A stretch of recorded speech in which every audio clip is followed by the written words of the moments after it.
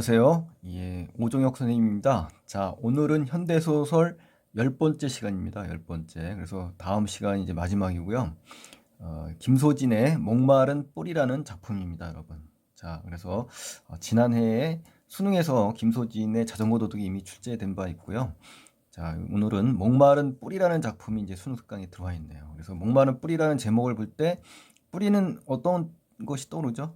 어떤 이제 근원이 같다 뭐 이런 거잖아요. 그쵸? 예. 목마르다는 건 뭔가 갈증, 그쵸? 뭔가 간절히 예, 원하고 있습니다. 그쵸? 예, 뿌리가 원하고 있는 거죠. 그러니까 이 작품에서는 간절하게 바라고 원하는 것이 무엇인지, 또 뿌리가 상징하는 것은 무엇인지에 대해서 알아나가는 것이 가장 중요한 핵심 포인트라고 보실 수가 있습니다, 여러분. 자, 그러면 우리 작품 속으로 한번 들어가 보겠습니다. 자, 앞부분 줄거리가 나왔네요. 예, 줄거리가 나왔죠? 예, 이 부분이 한번 읽어볼까요? 2002년 우리 그 월드컵이 개최됐던 이 2002년 통일된 한국의 남쪽 땅. 통일이 됐네요. 그러니까 이 소설에서는 이미 이 통일된 상황을 설정한 것 같아요. 그렇죠? 예. 북쪽에 살고 있는 이복형. 자, 이복형이라고 나오죠. 여기서 보시면은 북쪽에 사는 누구요? 이복형, 태섭이라는 형이 있네요. 그쵸? 예. 그리고 흰 상자를 메고 찾아온다. 흰 상자가 과연 무엇인지 한번 살펴보셔야 될 것 같고요. 북쪽. 북쪽에서 가정을 꾸리고 살던 나. 그래서 나가 나오고요. 또 아버지 나오네요. 아버지. 그쵸? 예. 나의 아버지는 6.25 전쟁 중에 월남에서, 월남하셨군요. 또 남쪽에 다시 가정을 이루고 산다. 그러니까 북쪽에도 가정이 있고 남쪽에도 가정이 있는 상황이네요. 그쵸? 그러나 어머니에게 의존하여 생계를 이어가던 무능력한 아버지다. 아버지를 소개하는데 어떤 내용이냐면 아버지가 어때요? 굉장히 뭐한다? 무능력하다. 그렇죠? 또 거기다가 병에 걸렸습니다. 병에. 그러니까 상당히 어려운 처지에 있네요. 아버지가. 북쪽에 두고 온 아내의 이름. 그렇죠. 이제 남한과 북한에 동시에 가정이 있기 때문에 두 명의 이제 아내가 있게 되겠네요. 그렇죠? 근데 북쪽에 두고 온 아내의 이름을 부르다 죽었대요. 죽었군요. 그러면은 결국 이 부른다는 얘기는 결국 마지막에 그리워하고 또 애타게 안타까워하면서 이제 죽은 거네요. 그렇죠? 그래서 나는 나만에 있는 나죠. 아버지에 대한 애증의 감정을 가져온다. 애증이라는 건요. 어떤 그 증오와 사랑, 이 동시에 두 가지 감정이, 이중적인 감정이 들어있는 겁니다, 여러분. 아셨죠? 나는 태섭과 함께, 자, 이 둘 사이는 걸 무슨 관계일까요? 두 사이는 이제 이복 형제 사이가 되겠네요. 태섭이가 큰형이고, 함께 아버지의 묘에 갔다 오면서, 통일이 됐으니까 이제 만난 거죠. 그렇죠? 태섭이 차고 있는 시계, 이제 시계라는 그 소재도 여기서 상당히 중요한데요. 시계가 아버지가 차고 있던 시계를 차고 있잖아요. 그러니까 두 사람이 이미 만났다란 증거가 되잖아요. 그렇죠? 생전 아버지가 차던 거라고 했으니까 동일한 것임을 확인했죠. 그러니까 두 사람이 이미 이전에 만났다라는 근거가 되는 거고요. 그날 밤 술상을 놓고 둘은 이야기를 나눈다. 그러니까 이제 태섭이와 나라는 인물이 이제 대화를 나누는 장면입니다, 여러분. 자, 보실까요? 아버지 집에 계시지? 그러면서 맺고 모자는, 자, 맺고 모자라는 건요. 이 맺고 모자라는 거는 그 근대 문물이 들어온 그 시기에 쓰는 밀짚 모자입니다. 밀짚 모자. 이 당시에 이제 주로 남자들이 쓰고 다녔던 모자입니다, 여러분. 청년을 시켜. 자, 청년도 있고 맺고 모자를 쓴 사람도 있는 거예요. 그래서 가방에 캐러멜 그리고 일제 과자가 든 봉지를 내밀었다. 누구한테 내밀었냐면요. 나라는 인물입니다. 이제 나라는 인물이 지금 현재 과거에 어린 시절에 그 납니다. 아셨죠? 예. 그러니까 그래서 이 어린 시절에 이 나라는 거 기억을 하시고요. 나는 마른 침을 꼴깍 삼켰다. 이제 먹고 싶은 거죠. 어렸으니까. 그러나 덥석 받진 않았다. 오른발 검정 고무신 끝으로 내 주위의 땅을 파고 둥그런 원을 되풀이해서 그랬다. 그러니까 이제 뭐냐면 먹고는 싶은데 선뜻 내키지 않은 거죠. 그러니까 어린아이의 심리는 뭡니까? 좀 망설이는 거죠. 망설이는 거. 그렇죠? 내적으로 뭔가 심리적으로 갈등을 하겠죠. 예. 이거 받아라. 응? 그리고 너희 집으로 우리를 안내하렴. 집을 좀 알려달라고 하는 대가가 캐러멜하고 일제 과자네요. 그러니까요. 나는 체면을 지키려고 애를 썼지만 허사였다. 그렇죠. 이제 먹는 거에 약하잖아요. 그러니까 어린아이가 그러기에는 어린 나이에 인내력은 너무 취약했고 맺고 모자가 봉지에 캐러멜을 하나 꺼내 억지로 내 입에 넣어 주었다. 굉장히 충동을 많이 느끼게 하겠네요. 그렇죠? 생전 처음 보는 맛이었다. 이거 보세요. 이런 맛을 보여준 겁니다. 입안에선 금방 침이 홍수처럼 밀려들었고 혓바닥도 격하게 꿈틀댔다.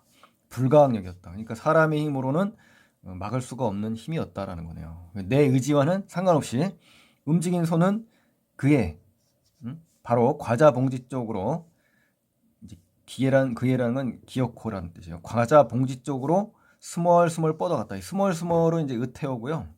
이 벌레가 살갗을 막 기어가는 느낌 있잖아요. 그러한 느낌입니다, 여러분. 아셨죠? 뻗어가고 앞장을 서서 두 사람을 집으로 데리고 들어왔다. 그러니까 앞장서서 데려갔다는 얘기는 인도를 했다는 얘기네요, 거의. 그렇죠? 예.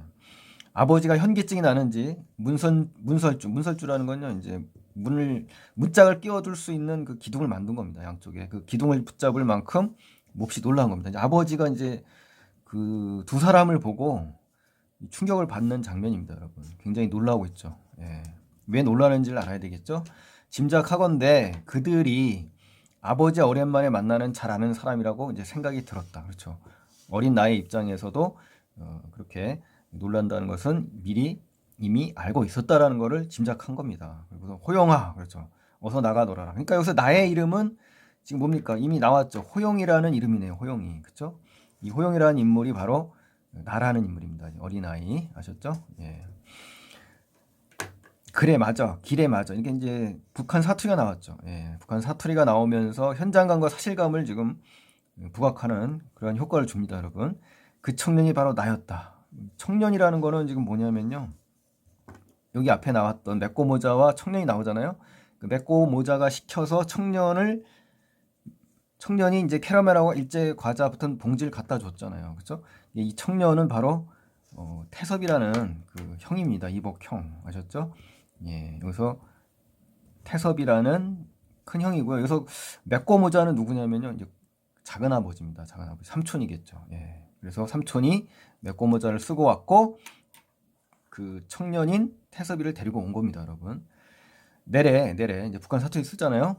작은 아바이가 바로 아까 나왔던 맺고 모자입니다. 여기 같이 왔다고 그랬잖아요. 이렇게 이 부분.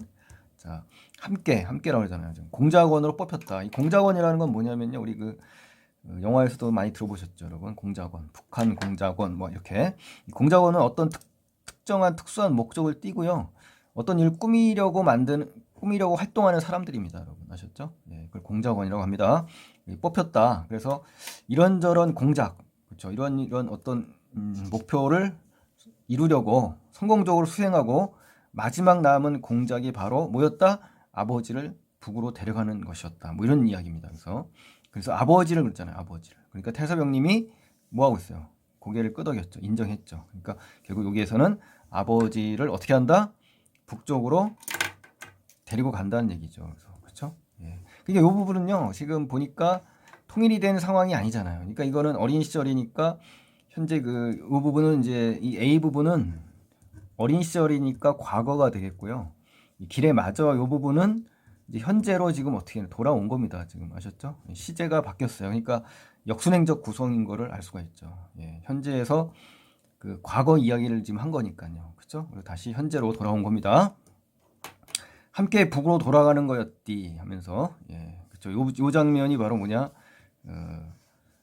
남한으로 지금 내려온 그 이유 중에 하나인 겁니다. 여러분. 아셨죠? 예. 첫 대면이었지만 아바일의 한낮에 날 알아보시더만. 그러니까 이제 같은 혈육이기 때문에 그렇죠.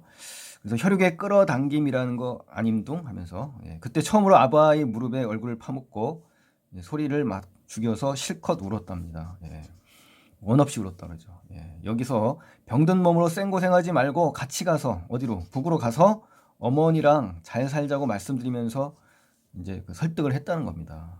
그랬더니 아버지가 뭐라고 하시던가요? 자, 이 장면에서는 그렇죠? 나가 아버지에 대해서 궁금해하는 겁니다. 과연 우리 가족들에게, 남한의 가족들에게 애정이 있는지 굉장히 불안한 마음으로, 긴장감에 의해서 불안한 마음으로 지금 질문을 던진 겁니다. 과연 우리 아버지가 나에게, 그렇죠?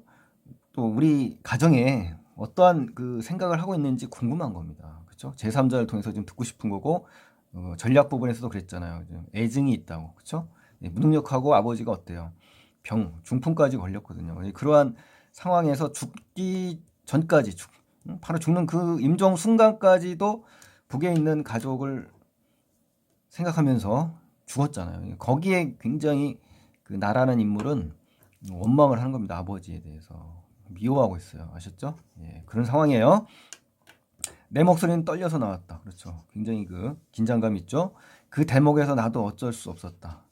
북쪽의 잔뼈가 굵은 고향에다 부모 처자식을 모두 두고 남쪽으로 흘러온 당신, 이 당신 누구예요? 아버지입니다. 아버지.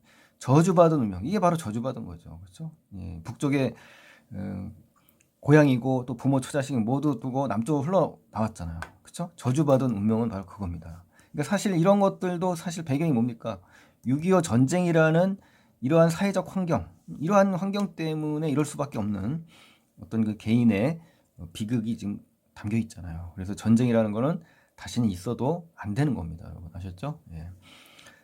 아버지가 아니었던가, 그렇죠? 아버지. 예. 게다가 남쪽에서는 또 병고와 가난에 시달립니다. 중풍에 또 시달리고요.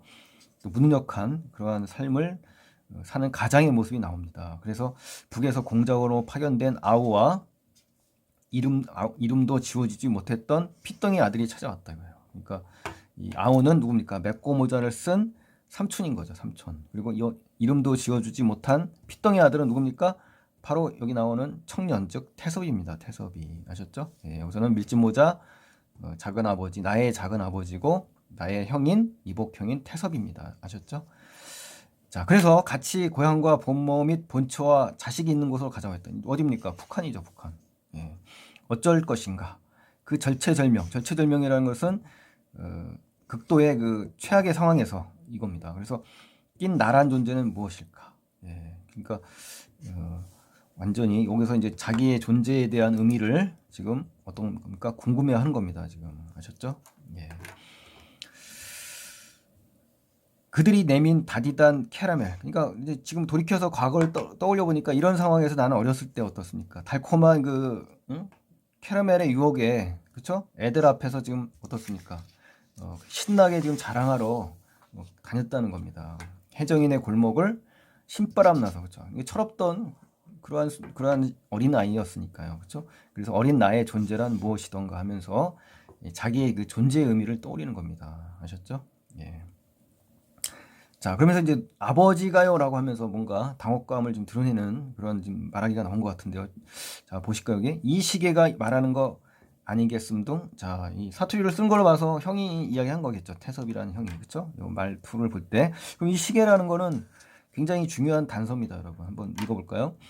그는 왼손목을 어루만지면서 말을 이어갔다. 그때 아바일의 아버지가 야속하게도 이렇게 말씀하셨다. 붓도랑 같은 눈물. 붓도랑이라는 것은 아니 봇도랑입니다. 봇도랑. 이 봇도랑이라는 것은 이 본물이 터져 나오는 도랑입니다. 아셨죠? 눈물이 막 쏟아진다는 얘기예요. 흘리시면서 당신 일의 북쪽을 벌써 잊었다고 말인다. 그러니까 결국 뭡니까?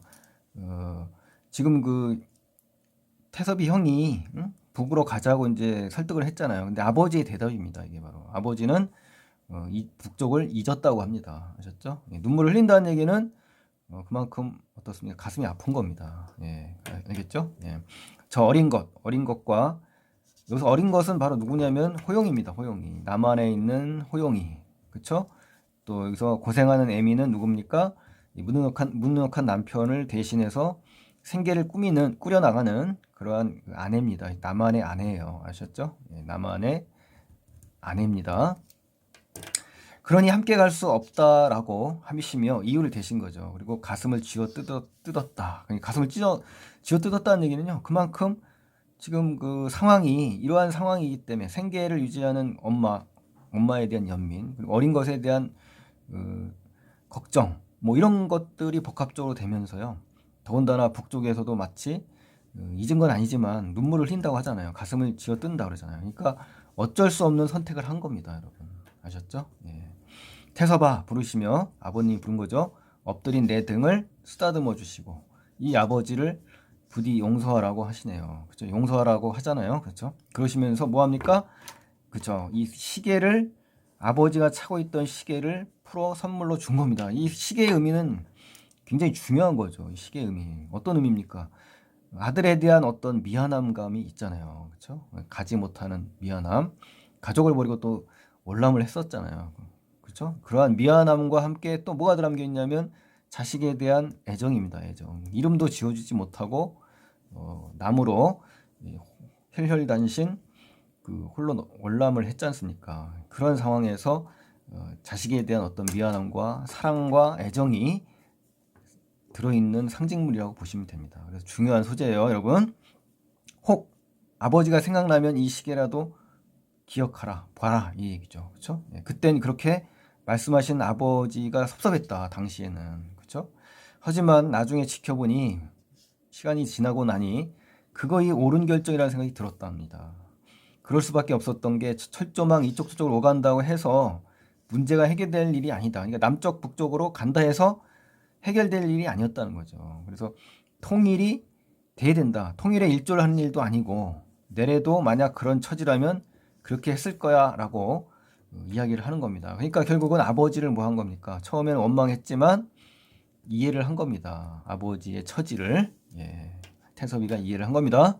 나는 숙인 고개를 들 수가 없다. 여기서 나는 이제 호영인데요. 이 호영이도 역시 그 이야기를 들으면서 고개를 숙였죠. 또 코가 맹맹해졌죠. 이 말의 의미는 뭡니까? 이러한 이 나의 행동에서는 어떠한 것이 지금 담겨 있냐면 그 아버지에 대한 원망 있잖아요. 처음에 아버지의 원망, 죽어서도 그 죽는 순간까지도 북한에 있는 아내를 이름을 불렀다고 하잖아요. 그러니까 어떤 원망, 그렇죠? 이 원망이 어떻다? 이 원망에서 마음의 감정이 어떻습니까? 이제는 이해가 풀렸죠. 그래서 오해를 하지 않고 다시 아버지를 이제 이해하게 된 겁니다. 그래서 심리의 변화가 지금 생긴 거예요. 원망감에서 아버지를 이해하는 마음으로 바뀐 거죠. 눈이 여린 아내가 옆에 있던 이제 아내도 어때요? 똑같이 눈물을 흘리는 장면. 이것은 바로 아버지에 대한 어떤 이해 그리고 태섭이 형에 대한 연민 뭐 이러한 감정들이 지금 섞여 있는 거죠. 작은 아버지는 되돌아가시는 길에 사단이 벌어졌다. 이 사단이라는 건 뭐냐면 사달이라는 뜻이 원래 사달이거든요. 이제 사단이라고 쓰는데 요거 이제 탈이 났다 이겁니다. 어떤 사건이 벌어져서 결국 돌아가셨다고 합니다. 작은 아버지는 맺고 모자입니다. 나도 다리에 심한 부상을 입었다. 그리고 형은 총상을 입었나 보네요. 그리고 간신히 살았다라고 하면서 희생은 컸지만 그 일로 인해서 우리 집안이 비로소 동요계층에서 기본계층으로 바뀌었다. 이 동요계층이라고 하는 것은 이제 북한에서 이제 반동인물 막 그러지 않습니까? 그러한 그 반동계층으로 불리다가 이제 기본계층으로 다시 상승했다라는 겁니다. 그렇죠? 자, 그다음에 이제 다음 장면 가보실까요? 아내가 이제 어떻게 됩니까? 운전하는 차는 자, 이 말은 뭐냐면 이제 태섭이 형과 또 나와 다시 이제 차 안에 있는 겁니다. 지금 경평로를 따라 이 경평로라면 서울을 얘기하는 거 평은 평양이라고 하시잖아요. 그러니까 이제 이 도로도 가상으로 설정한 거죠. 그러니까 서울과 평양의 이 도로가 어떻습니까? 뚫린 거죠. 태섭이 형님을 모셔왔던 임진강변의 만남의 광장 쪽으로 차가 이제 달리고 있는 겁니다. 차 내부에 그 차 안에 그 상황인 겁니다, 여러분. 아셨죠?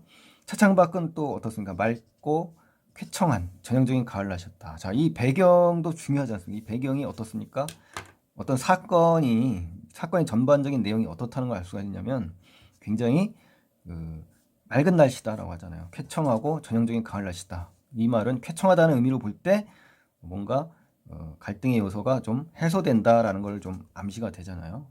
그런 특징도 좀 생각을 해보시면 좋겠습니다.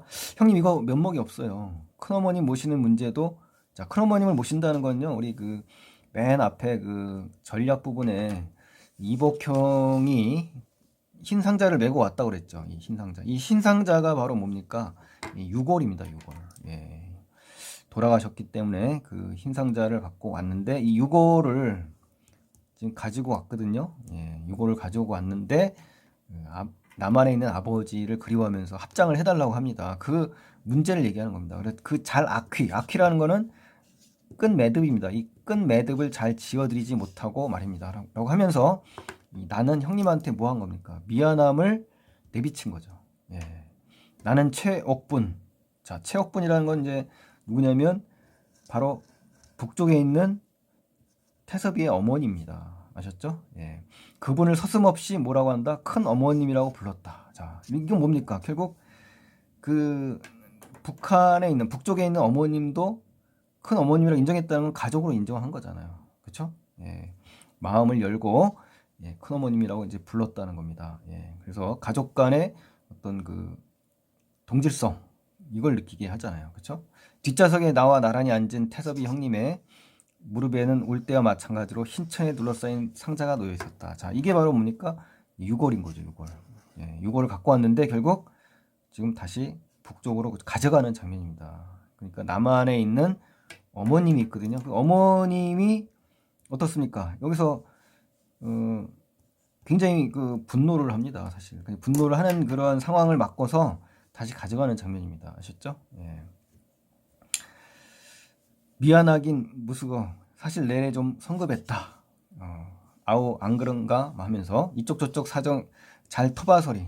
토바소리라는 것은 이리저리 잘 찾아서 순서와 조리 있게 일을 추진해야 되는데 그렇게 못해서 미안하다 뭐 이런 얘기를 하는 겁니다. 그래서 걔도 오마니한테 아바에 계신 곳에 나들이라도 시킨 꼴이니 그런 상황이니 그것도 괜찮은 거야 뭐 이런 이야기를 하면서 뭐 한 겁니까 지금 미안해하는 나에 대해서 뭐 하는 거냐면 괜찮다 하면서 위로하는 말입니다. 여러분 아셨죠? 예, 미안한 감에 대해서 형으로서 언짢지 않게 이제 위로를 해주는 거죠. 예. 태섭이 형님은 짐짓 쾌활한 목소리, 예, 굉장히 그 쾌활한 목소리를 내었네요. 성격이 굉장히 명랑하고 아주 훌륭한 그런 인물인 것 같아요. 그렇죠? 예, 대범하시고 제가 장담하는 건 뭐 하지만 늦어도 내년 한식 이전에 저희 어머니를 잘 설득해서 그렇죠. 요 근거로 보고 이제 확실히 알 수 있죠. 저희 어머니를 설득한다는 얘기는 어머님이 최소한 뭐 한다? 이 상자를 가져온 것을 반대한다. 그렇죠? 결국은 뭡니까? 그 북쪽에 계신 어머님의 유언을 받아들이지 못한다는 얘기죠. 예. 그래서 일이 수월하게 풀리도록 노력해 볼게요. 요 말이 나오거든요. 그러니까 이제 이러한 말하기 등이 이제 중요합니다. 왜 중요하냐면 서로가 어떻습니까? 서로가 서로를 위하는 마음이 있잖아요. 서로를 하면서 해결할 수 없는 그러한 상황을 어떻게 합니까? 해결하려고 하잖아요. 이렇게 자연스럽게. 이런 것이 바로 이제 작가가 노리는 겁니다. 그러니까 우리 남북 통일도 결국은 서로에게 진정한 배려와 정성을 다한다면 하나로 동질적인 모습을 만들 수 있다. 화해와 어떤 하나가 될 수 있는 그런 상황을 만들 수 있다라는 하나의 방법을 작가가 제시해 준 겁니다. 여러분 아셨죠? 예, 이런 가족 간의 화해 이런 것을 통해서 어떤 그 우리 전체 민족으로 생각을 해볼 수가 있잖아요. 예, 그런 시각으로 살펴보시는 게 좋습니다. 저희 어머니 그 속이 그렇게 꽉 막힌 사람은 아니니까요 하면서 다만 사람이 감정이라는 게 있어서 응어리가 풀리면 시간이 좀 필요합니다. 시간이 좀 흐르면 어머님 형님 사정을 이해하고 말 거예요. 그래 그렇게 되면 더할 나위는 없겠고 내 아우님만 턱 믿으니까니 하면서 결국은 이제 이렇게 자연스럽게 두 사람이 공감하고 서로 이해를 하면서 이렇게 해결이 되잖아요. 예, 참 아름다운 모습이죠. 예. 자, 그 다음에 형님이 손가락으로 가리키는 곳에 갑자기 수많은 새떼무리. 자, 새떼무리가 지금 일제히 솟구쳤죠. 자, 수백 마리의 새떼가 일어났다. 이제 형님이 손가락 가리키는 이 새떼무리는 어떻습니까? 어떠한 걸 연상을 하냐면 우리 시에서도 많이 봤잖아요. 자유, 그렇죠? 구속과 억압이 없이 자유롭게 날아가는 모습. 바로 이런 것을 또 상징하는 겁니다. 아셨죠? 예, 수백 마리. 자, 수백 마리. 다음에 볼까요? 아니 수천 마리는 좋기 됨직했었다. 날갯짓 소리가 아련히 들려오는 듯했다. 멀리서 들려오는 듯했다 이겁니다. 우리 인간이란 게 알고 보면 저 하찮은 미물보다도 더 매혹이라는 것은요 아둔하다는 얘기입니다. 아둔하다. 예. 전애들이 그토록 자유롭게 넘나들던 철조망을 반세기가 넘도록 치우지 못하고 있다가 이제야 이렇게 치웠다는 얘기죠. 그렇죠? 그러니까 저 하찮은 그 새만도 못하다라는 것을 지금 하는 겁니다. 아셨죠? 하지만 보자. 저 새들이 날개가 있으니까 통일 전에도 그 저 녹슨 철조망이를 마음대로 넘나들었을 거 아니냐. 하지만서도 우리 인간들이 철조망을 걷어치우니까 어때? 허공을 나는 그들의 날갯이 더 자유로워 보이지 않니? 하면서. 그렇죠? 이게 결국 뭐냐면 철조망이라는 어떤 단절과 억압, 구속에서 벗어나니까 훨씬 더 새들의 그 자유로운 모습이 더 부각되는 거다. 그러니까 진정한 화해와 자유를 지금 의미하는 것 같습니다. 우리 남한과 북한의 모습도 그래야 된다는 얘기를 하는 거죠. 예. 나는 그 말의 뜻을 어렴풋이나마 이해할 만했다. 예. 그러나 저러나 형님이 단 며칠이라도 머물렀으면 좋았을 텐데요. 이 장면이 나오죠. 그러면서 이제 떠나는 장면입니다. 허허. 나도 지금은 그러고 싶은 마음이지만 누차 이야기 하지 않았냐. 48달, 그러니까 48개, 그러니까 48마리 되는 돼지 새끼들이 이제 학수고대에 기다리고 있다는 겁니다. 그래서 사촌일에 잘 돌보고 있지만서도 하루라도 빨리 가서 내 손으로 돌봐야 된다. 그래서 그 돼지들이 토록토록 살찌지 않겠냐 하면서 떠나려는 빨리 가야 하는 이유를 지금 제시한 겁니다, 여러분. 나는 고개를 숙여 다시 그 왼무릎을 쳐다봤다. 왼쪽 무릎은 어떻습니까? 아까 앞부분에 나왔지만 총상을 입었다고 했잖아요. 우리 북으로 가기 전에 가면서 총상을 입은 부상 그 모습이 됩니다. 그래서 그런 나의 눈길을 감지했는지 형이 빙그레 웃어 보였다. 형님 그때 많이 다치셨죠. 보고 싶네 하면서 나는 대답 없이 그의 눈동자를 올려다보았다. 그러자 그가 바짓가랑이를 허벅지께서 걷어 올렸다. 나는 지그시 눈을 감았다 떴다. 무릎에서 정강이까지 굵은 뱀처럼 꿈틀거리는 흉측한 상처. 자, 이 상처가 뭡니까? 결국은 우리 뭡니까? 분단, 현실. 뭐 이러한 그 민족의 고통을 상징하는 겁니다.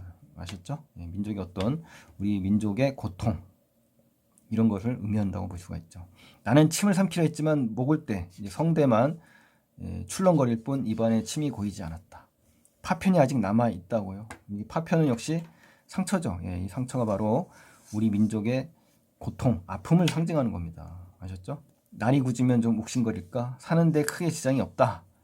괜찮다 이거죠. 나는 자신도 모르게 그 상처에 내 손바닥을 얹었다. 이 장면이 상당히 중요합니다. 상처에 손을 얻어졌죠. 그러니까 상처에 대해서 뭔가 위로와 아픔을 나누고자 하는 그런 마음이 담겨 있잖아요. 그러자 형님도 어때요? 놀란 표정을 짓고 그의 상처를 덮은 내 손등이로 그의 손이 다시 포개졌다. 그쵸? 이제 손과 손이 지금 어때요? 서로 포개졌죠. 이 장면은 이 남북이 남한에 있는 형과 남한에 있는 나와 북한에 있는 형이 어떤 하나가 되는 장면입니다. 하나가 된다는 얘기는 서로 화합이 된다는 거예요. 화합. 아픔을 서로 치유하고 어떻습니까? 서로를 걱정하고 애정을 좀 주고 있잖아요. 그러니까 하나가 된다는 그 동질성, 그렇죠? 네. 동질성을 지금 회복하는 장면입니다, 여러분. 그래서 이 장면은 이 주제 의식과도 맞닿아 있습니다. 그래서 주제는 우리 그 서로 남북 분단, 단절된 이 남북 분단의 어떻습니까? 동질성을 획득해서 하나가 되는 거잖아요. 예, 그걸 가상적으로 쓴 건데, 형님 우리 누가 뭐래도 한 뿌리입니다. 자, 제목이 나왔죠. 한 뿌리다. 한 뿌리라는 것은 같은 혈연이다 합니다. 혈연, 그렇죠? 같은 핏줄이다 이거죠. 이거를 세상 말하면 뭐 하겠냐? 타고난 핏줄인데, 그렇죠?